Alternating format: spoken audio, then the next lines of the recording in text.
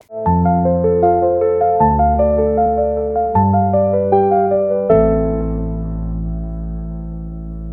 evening, listeners. This is Akashvani Kohima, and you're tuned in to another special episode of Literary Program. Today, we're diving into a world where words breathe, stories bloom, and emotions take place on the page. Joining us today is Miss Ketousieno Khamo, the brilliant mind behind An Underwhelming Thing of Thoughts and Poetry, a collection that promises to stir hearts and spark reflection. Miss Ketousieno, welcome to the show. Thank you so much for having me.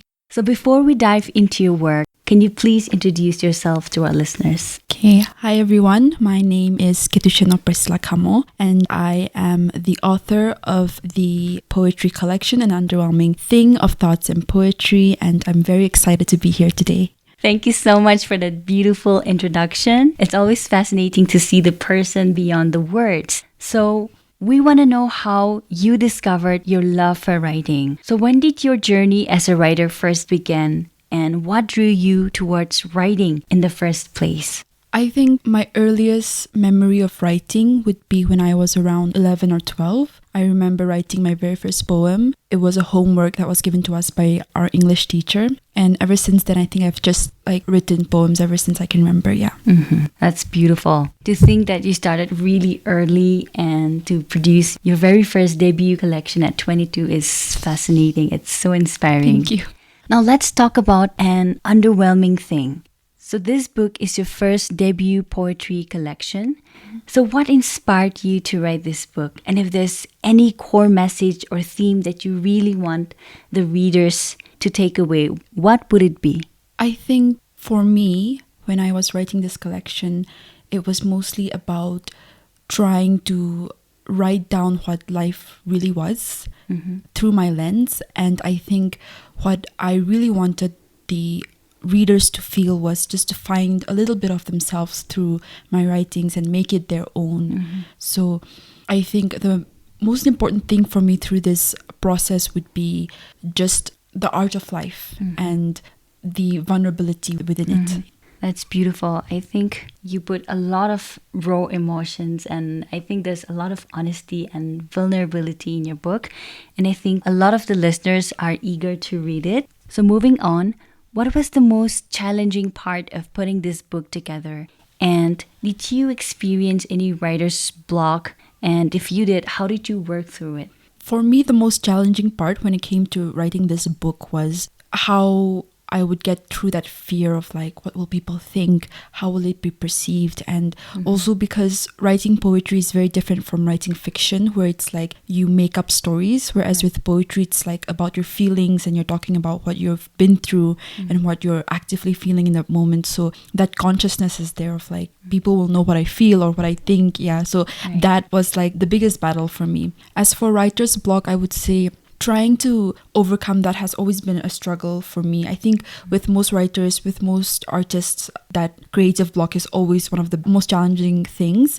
For me, I like to listen to music, or discuss with other artistic friends and people who are, creatively, actively involved to get my juices flowing. Otherwise, I don't try to force myself too much because then it doesn't feel authentic anymore. Right. Every creative process has its hurdles. Yeah. And the way you don't force it out, but you just take a step away and let your creativity do the work. I think that has reflected a lot in your book. And for the next question, I am curious about this one. Among the many gems in your collection, do you have any personal favorite? And if so, would be honored if you could read or share a few lines or even the entire piece with us. I don't think I can pick or choose a favorite because it's sort of asking a mother to pick their favorite child. But I think I do have some lines here and there that I really like. For example, I think it's from the poem Passing Moments Cloud My Judgment. I really like the line, I want to trust I have it all together. But when most of my life has been spent believing I am a scattered mess, together is a verb I struggle to master. I really like this line because it came very naturally to me. So it's not one of those things where sometimes with writing songs or, things like that, with poems and everything, you have to really force yourself. What is the next step? What is the next word? Or like melody, all those things. But some things just come to you naturally. And this was one of those things where it just came like that. And I felt that it would really resonate with the readers as well, with people, and not just the wordings, but I really like the way the literary devices came together for that one very naturally. That's brilliant. I think by now the listeners are feeling inspired to write their own poems. I hope so. And speaking of inspirations, are there any poets or writers that you look up to, like those who have deeply influenced your writing voice? Yeah, definitely. I think there are lots, like here itself, Naga writers and all of that. But growing up, I was very influenced by poets like Edgar Allan Poe, Sylvia Plath, Emily Dickinson. I love Ernest Hemingway. But as for Naga writers, I think my favorite would be Emisenla Jamir, T. Keditsu, Memrita, Istirin Kire, of course. They play a very big role in my life to just sort of write and be as creative as possible.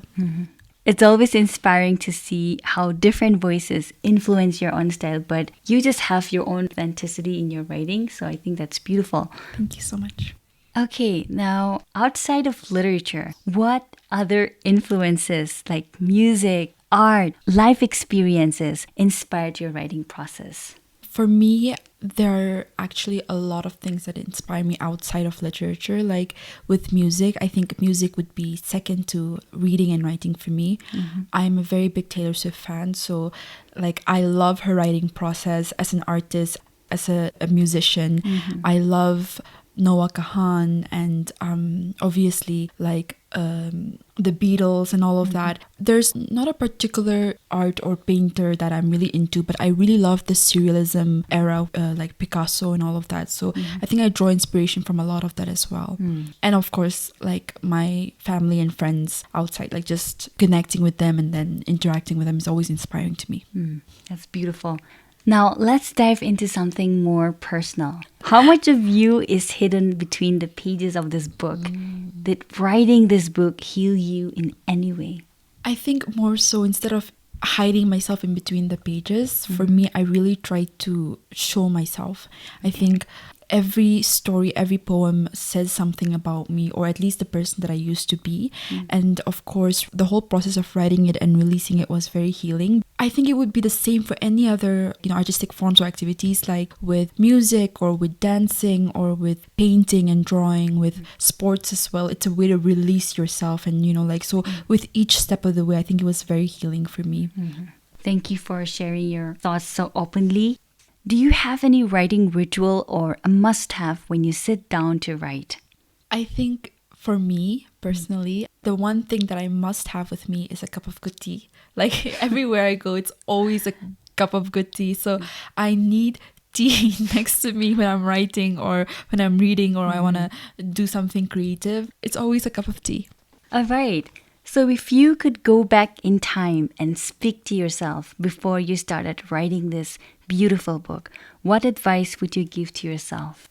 One important advice I would like to give to my younger self is to not be afraid. I think don't be afraid, don't be conscious about what people think, because more often than not, there are people out there willing to be supportive and everything that you do is like a milestone and they celebrate you. So I think one thing that I really would like my younger self to know is like, don't be afraid, don't overthink or like second guess yourself.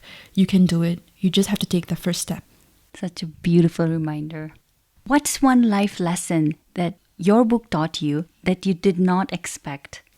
That it's okay to let things be, and that in life, some things that you hold on to, but then when time comes, you have to let them go. And it's okay for those things to remain a memory, and they can remain in your heart and in your mind as a reminder, as something that used to be a part of you, but it doesn't necessarily mean that you have to hold on to it forever, because sometimes you have to let things go to grow and make way for other things to replace in your life.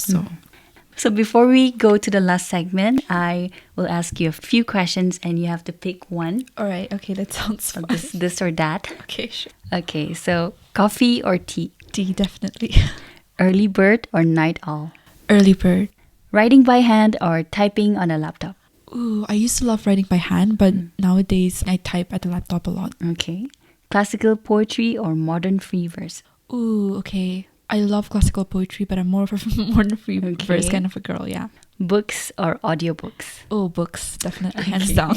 Silence or background music while writing? I love my silence, although I love music. Okay. Rainy day or sunny day for writing? Oh, rainy day for sure. For the mood to set in, yeah. You need a rainy day. So with that, we have come to the wonderful conversation. But before we end, we would love for you to say a message for our listeners tuning in right now. I think the only advice or thought that I can share with whoever is listening is not to be afraid, not to be conscious or overthink or undermine yourself.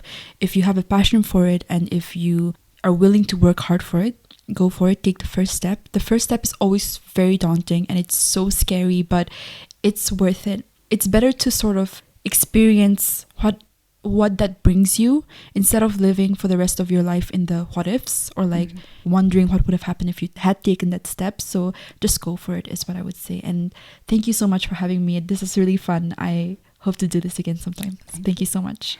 What a beautiful note to end on. Miss Ketousieno Khamo, thank you for sharing your gift, your voice, and your heart with us today.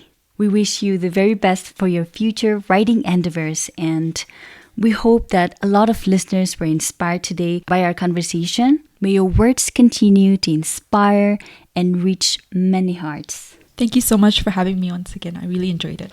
So listeners, that was Miss Ketousieno Khamo, the brilliant mind behind an underwhelming thing of thoughts and poetry. Stay tuned for more interactive discussions and interviews with authors, writers, and poets. Until next time, this is your host, Vedulu Medeo on Literary Program, signing off. Keep reading, keep dreaming.